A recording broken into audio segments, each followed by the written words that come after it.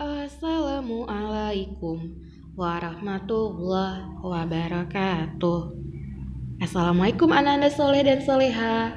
Bagaimana kabarnya hari ini, nak? Bu Bulan harap semua anak-anak dalam keadaan sehat selalu ya, nak. Bagaimana hari ini? Masih semangat untuk belajar? Alhamdulillah kalau semua anak-anak masih semangat untuk belajar. Oke, hari ini akan kita lanjutkan pembelajaran kita selanjutnya ya, nak. Oke, sebelum dimulai belajar, ada baiknya sama-sama kita membaca doa. Sudah siap untuk membaca doa? Oke, kita mulai sama-sama. Bismillahirrahmanirrahim. Rabbi sahli sadari wa yassirli amri wahlul 'uqdatam min lisani yafqahu qawli. Rabbi zidni ilman warzuqni fahman. Oke, kakak dan abang semua sudah membaca doa mau belajar ya, nak? Oke, kalau semua sudah membaca doa mau belajar, silakan kakak dan abang buka buku penanya halaman 80. Sudah dibuka halaman 80? Oke, kalau semua sudah dibuka, ya, sama-sama kita belajar ya, nak. Silakan kakak dan abang menyimak dan memperhatikan ketika Bu Bulan menerangkan. Oke, sudah ya. Hari ini kita akan belajar pelajaran muatan IPA KD 3.4 dan 4.3, yaitu cara tumbuhan menyesuaikan diri terhadap lingkungan. Oke, sudah siap ya? Cara tumbuhan menyesuaikan diri terhadap lingkungannya, nah, itu ada terbagi dua cara. Yang pertama yaitu dengan penyesuaian tumbuhan terhadap kondisi lingkungan. Ya, nak, namanya penyesuaian berarti tumbuhan menyesuaikan siapa? Menyesuaikan diri tumbuhan terhadap siapa? Terhadap lingkungan yang ada di sekitar tumbuhan. Oke, kita lanjutkan. Silakan kakak dan abang menyimak ya, nak. Setiap jenis tumbuhan memiliki ciri-ciri yang berbeda. Ada tumbuhan yang memiliki ciri khusus pada tubuhnya, seperti batang berduri, daun yang lebar, atau akar yang muncul ke permukaan tanah. Perbedaan ciri setiap jenis tumbuhan merupakan salah satu bentuk penyesuaian diri atau adaptasi. Adaptasi adalah kemampuan makhluk hidup untuk menyesuaikan diri terhadap lingkungannya. Adaptasi dilakukan tumbuhan agar tetap bertahan hidup. Lingkungan tempat tumbuhan hidup disebut habitat. Habitat jenis tumbuhan satu dengan yang lain berbeda-beda. Oke, kakak dan abang. Dari yang Bu Bulan bacakan, yang nomor 1 bisa disimpulkan berarti tumbuhan itu memiliki penyesuaian diri masing-masing. Ya, nak, kenapa tumbuhan bisa menyesuaikan diri masing-masing? Ada yang tahu kenapa? Iya, benar sekali. Jadi tumbuhan itu dapat menyesuaikan dirinya untuk bertahan hidup di lingkungannya. Ya, nak, tumbuhan itu menyesuaikan diri berbeda-beda caranya. Nah, tidak semua tumbuhan sama dalam menyesuaikan diri terhadap lingkungan karena setiap tumbuhan memiliki ciri-ciri khusus yang berbeda-beda. Oke, kakak dan abang, di sini ada beberapa tumbuhan yang memiliki ciri khusus ya. Tadi sudah disebutkan ya, nak, adaptasi itu adalah kemampuan makhluk hidup untuk menyesuaikan diri terhadap lingkungannya. Jadi adaptasi itu bukan hanya kepada hewan saja ya, nak, atau tumbuhan saja ya, tetapi pada makhluk hidup. Masih ingat ya makhluk hidup ada berapa? Iya, benar sekali, makhluk hidup itu ada 3. Ada manusia, hewan, dan tumbuhan. Ya, terus dibilang ya, nak, ya. Adaptasi yang dilakukan tumbuhan agar tetap bertahan hidup. Lingkungan tempat tumbuhan hidup disebut habitat. Ya, benar. Lingkungan tempat tumbuhan hidup disebut namanya habitat. Habitat itu bukan hanya pada tumbuhan saja, pada manusia dan hewan juga ada namanya habitat ya, nak. Habitat itu adalah tempat tinggalnya makhluk hidup. Ya, nak, ya. Oke, kita lanjutkan. Habitat jenis tumbuhan satu dengan yang lain berbeda-beda. Iya, itu tadi Bu Bulan sudah sebutkan. Karena setiap tumbuhan memiliki ciri khusus yang berbeda-beda. Tidak semua tumbuhan memiliki ciri khusus yang sama. Oke, karena kita lanjutkan ya. Adaptasi tumbuhan di lingkungan kering ya. Tumbuhan itu ada di lingkungan kering, ada yang di lingkungan yang memiliki kadar garam yang tinggi. Oke, kita lanjutkan dulu. Silakan disimak ya. Adaptasi tumbuhan di lingkungan kering.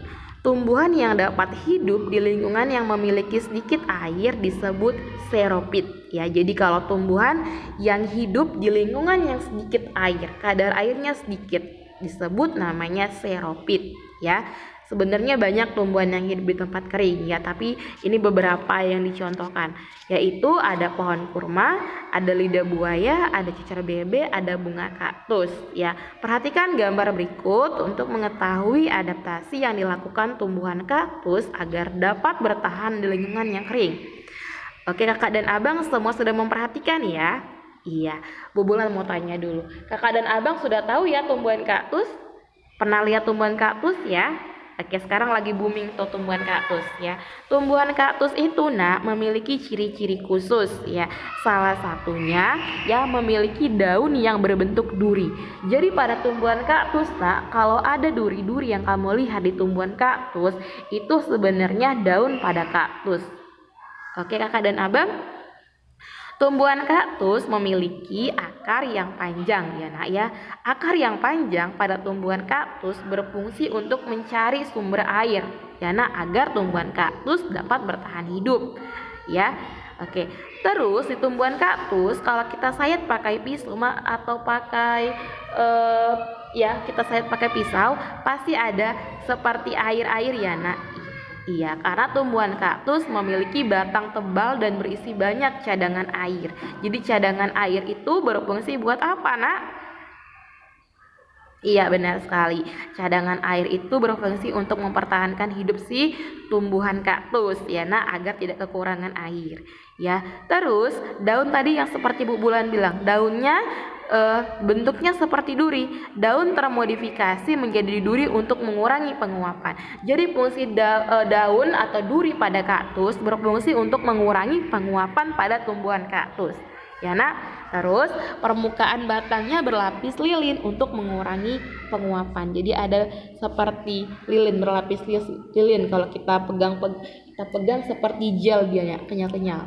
Oke, sudah sampai di sini. Ada yang mau ditanyakan? Oke, kita lanjut ya nak. Kita lanjut ke yang selanjutnya, yaitu tentang adaptasi tumbuhan di lingkungan berkadar garam tinggi. Ya, tumbuhan yang dapat hidup di lingkungan dengan kadar garam tinggi disebut namanya tumbuhan halofit. Bu Bulan ulangi sekali lagi ya nak. Tumbuhan yang dapat hidup di lingkungan dengan kadar garam yang tinggi disebut tumbuhan halofit. Oke, sudah jelas ya? Oke, contoh lingkungan dengan kadar garam tinggi yaitu laut, muara sungai, dan pantai. Keadaan tanah di tempat itu biasanya berlumpur dan berpasir serta sangat sedikit mengandung oksigen. Contoh tumbuhan yang hidup di lingkungan berkadar garam tinggi yaitu tumbuhan bakau. Ya nak ya, tahu ya tumbuhan bakau? Biasanya tumbuhan bakau itu sering kamu jumpai di pinggir daerah pantai atau di daerah pantai ya nak ya. Pesisir pantai juga ada ya nak. Oke, beberapa jenis tumbuhan bakau memiliki akar napas yang tumbuh ke atas permukaan tanah untuk memperoleh oksigen. Ada juga tumbuhan bakau yang memiliki akar tunjang yang menopang tumbuhan di tanah yang berlumpur dan menahan terjangan ombak. Selain itu, daunnya kaku dan tebal dengan permukaan licin berfungsi untuk mengurangi penguapan dan menyimpan air. Bagian bawah daun bakau memiliki kelenjar untuk mengeluarkan kelebihan garam. Ya nak ya. Jadi sudah paham ya tentang adaptasi tumbuhan di lingkungan kering dan di lingkungan yang berkadar garam tinggi. Oke, kita lanjutkan dulu yang nomor yang C ya nak ya.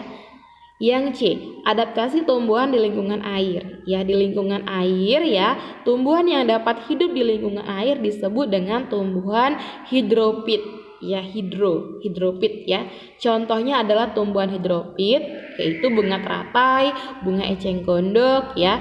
Adaptasi tumbuhan tersebut adalah sebagai berikut. Ada dua adaptasi ya nak. Yang pertama, Teratai memiliki daun yang lebar untuk mempercepat penguapan. Jadi tumbuhan teratai dia daunnya lebar. Kamu tahu ya tumbuhan teratai? Pernah lihat ya tumbuhan teratai? Jadi tumbuhan teratai itu daunnya lebar. Jadi yang daun yang lebar pada tumbuhan teratai itu berfungsi untuk mengapung di permukaan air. Jadi dia tumbuhan teratai itu tidak tenggelam. Daun tumbuhan teratai tidak tenggelam. Ya nak ya. Pernah kamu lihat tumbuhan teratai daunnya tenggelam? Pernah? Bisa jadi kalau dia sudah busuk atau mungkin sudah kamu sengaja tenggelamkan. Sebenarnya tidak bisa tenggelam ya nak, karena dia mengapung. Karena massa jenisnya lebih ringan ya nak, massa jenis daunnya lebih ringan. Oke, daunnya berlapis lilin untuk mencegah daun yang membusuk karena selalu terkena air. Daunnya berlapis lilin untuk mencegah daun membusuk karena selalu terkena air. Iya, jadi daunnya karena berlapis lilin, dia mencegah terjadinya pembusukan karena selalu terkena air. Oke, lanjut. Yang selanjutnya ada eceng gondok. Kamu tahu ya eceng gondok? Dulu waktu bulan masih kecil sering bulan jumpa itu di sawah-sawah. Ya nak ya, atau di kolam-kolam. Ya, eceng gondok memiliki pangkal tangkai daun berongga yang berfungsi untuk membantu mengapung di permukaan air. Akarnya lebat untuk menjaga keseimbangan tumbuhan agar tidak terbalik. Ya, jadi kalau dulu waktu bubulan masih kecil, eceng gondok itu bagian dalamnya ada seperti busa-busa, sering bubulan main-main nih waktu bubulan masih kecil itu. Oke, jadi eceng gondok ini nak memiliki fungsi tadi membantu mengapung di permukaan air ya. Akarnya lebat untuk menjaga keseimbangan tumbuhan agar tidak balik. Jadi dengan akar yang panjang dan lebat itu jadi eceng gondoknya tidak terbalik, jadi seimbang dianya. Paham ya sampai di sini ya? Sebenarnya di pembelajaran IPA ini kamu disuruh lebih banyak membaca ya. Nah, ya intinya membaca. Banyak membaca pasti banyak mengetahui apa yang dibaca. Oke, selanjutnya ada adaptasi tumbuhan di lingkungan lembab ya. Tumbuhan yang dapat hidup di lingkungan lembab disebut tumbuhan higrofit ya. Contoh tumbuhan higrofit adalah begonia dan tumbuhan paku-pakuan ya. Oleh karena hidup di tempat lembab, penguapan terjadi dengan lambat. Air dikeluarkan melalui struktur khusus pada daun yang disebut stomata air atau hidatoda. Ya, di sebelah itu ada gambar tumbuhan pinus. Masih ingat ya tumbuhan pinus? Ya, tumbuhan pinus itu adalah tumbuhan yang pemakan serangga karena dia membutuhkan nitrogen dari hewan serangga untuk mempertahankan hidupnya. Ya, masih ingat ya, bubulan pernah jelaskan tentang tumbuhan yang pada gambar itu. Oke, kita lanjutkan. Selanjutnya ada adaptasi tumbuhan di lingkungan miskin nitrogen. Jadi kadar nitrogennya itu sangat sedikit, makanya dibilang miskin nitrogen. Tumbuhan yang ditumbuh di lingkungan miskin nitrogen biasanya melakukan penyesuaian diri dengan memerangkap serangga kemudian mencerna sebagai sumber nitrogen. Contohnya kantong semak dan pinus ya. Oke, maaf ya, tadi yang tumbuhan pinus itu contoh untuk yang Bubulan bersemangat sekali untuk tumbuhan pinus itu ya. Jadi yang tadi Bubulan jelaskan tumbuhan pinus itu adalah untuk yang ya nak. Oke, sudah, lanjut ya, kita lanjutkan. Yang selanjutnya adalah penyesuaian tumbuhan untuk berkembang biak. Masih ingat ya apa artinya berkembang biak? Iya, benar sekali. Berkembang biak itu adalah proses perbanyakan keturunan supaya spesiesnya tidak punah. Ya, selain untuk bertahan hidup, beberapa tumbuhan juga melakukan untuk membantu perkembangbiakan atau disebut reproduksi. Ya, contohnya adalah sebagai berikut. Bunga rafflesia, kamu tahu ya nak bunga rafflesia? Bunga rafflesia mengeluarkan bau busuk untuk menarik perhatian serangga. Biasanya lalat ya. Karena bau busuk yang dikeluarkan pada bunga rafflesia sehingga hewan-hewan serangga seperti lalat itu menghinggapinya. Serangga yang hinggap dapat membantu penyerbukan. Masih ingat ya waktu pelajaran tentang penyerbukan? Masih ingat ya apa artinya penyerbukan? Ya, kamu ingat kembali penyerbukan itu apa? Ada di buku kamu, nanti kamu baca kembali kalau kamu mungkin sudah lupa. Oke kakak dan abang, kita lanjutkan. Yang B adalah tumbuhan seperti mawar, melati, dan anggrek memiliki mahkota bunga yang berwarna mencolok dan kelenjar nektar untuk menarik perhatian serangga yang membantu penyerbukan. Jadi kakak dan abang, masih ingat ya Bu Bulan pernah bilang penyerbukan itu bisa dibantu oleh hewan. Salah satunya tumbuhan serangga, maaf Bu Bulan salah sebut. Salah satunya tumbuhan mawar, melati, dan anggrek kan memiliki mahkota bunga yang berwarna mencolok. Karena warnanya mencolok sehingga menarik perhatian serangga untuk mendekatinya. Ya nak ya. Biasanya serangga yang mendekati bunga-bunga itu lebah ya nak ya, lebah, kupu-kupu ya. Oke, lanjut. Selanjutnya ada bunga dandelion. Tahu tidak bunga dandelion? Bunga dandelion itu bunga yang putih yang kalau kena angin dia sering terbang, sering berhamburan ya. Bunga dandelion memiliki cara yang unik dalam penyerbukan atau penyebaran benihnya. Ya nak, benih yang sekaligus buahnya memiliki struktur tambahan seperti serabut halus yang membantu agar mudah terbawa angin. Jika benih tersebut jatuh di tempat yang sesuai, benih itu akan tumbuh menjadi tumbuhan baru ya. Oke, kakak dan abang setelah membaca dan menyimak yang ada di halaman 80 sampai halaman 82, ada yang ingin ditanyakan kakak dan abang? Ada tidak? Kalau ada yang ingin ditanyakan, silakan tanyakan kepada Bu Bulan ya. Nah, sebenarnya untuk materi IPA ini kamu disuruh lebih banyak membaca. Ya, sebenarnya pelajaran apapun itu kamu harus lebih banyak membaca karena dengan membaca kamu akan menambah wawasan kamu. Ya nak ya. Oke, sampai di sini ada yang mau ditanyakan? Oke, kalau tidak ada yang mau ditanyakan, kita lanjutkan Ayo Berlatih. Kalau ada yang mau ditanyakan, silakan WA Bu Bulan ya nak ya. Jangan segan-segan. Oke, kita lanjutkan. Ayo berlatih, kerjakan soal-soal berikut. Lengkapilah kalimat berikut dengan jawaban yang tepat. Yang pertama, nomor 1A. Kaktus memiliki batang tebal yang berfungsi untuk apa? Ayo, tadi sudah kita sama-sama kita baca dan Bu Bulan sudah jelaskan. Masih ingat ya? Selain kaktus, tumbuhan yang termasuk xeropit yaitu tumbuhan, ayo jawab apa ya? Kasih tahu. Eceng gondok merupakan tumbuhan yang hidup di lingkungan air. Cara adaptasi yang dilakukan oleh tumbuhan eceng gondok adalah di sini nak. Tumbuhan bakau memiliki akar napas yang berfungsi untuk apain? Warna mencolok pada mahkota bunga mawar bertujuan untuk apa? Lanjut nomor 2. Sebuah tumbuhan memiliki beberapa ciri khusus berikut. Ya, ada A. Memiliki akar yang panjang, B. Daunnya menyerupai duri, C. Batangnya tebal dan berlapis lilin. Jelaskan jenis tumbuhan. Jadi kamu jelaskan jenis tumbuhan apakah dia? Ya. Tumbuhan xeropit kah? Tumbuhan hidropit kah? Tumbuhannya seperti apa? Setelah itu dijelaskan habitat. Habitat adalah tempat tinggal tumbuhan serta tujuan beradaptasinya ya nak, dan ciri-ciri tumbuhan tersebut ya. Lanjut ya. Yang ketiga, kantong semar. Kantong semar itu gambarnya seperti itu. Dia sering dihinggapi serangga ya nak, karena serangga menyukai kantong semar karena kantong semar mengeluarkan cairan madu atau nektar ya nak, sehingga serangga suka menghinggapinya ya.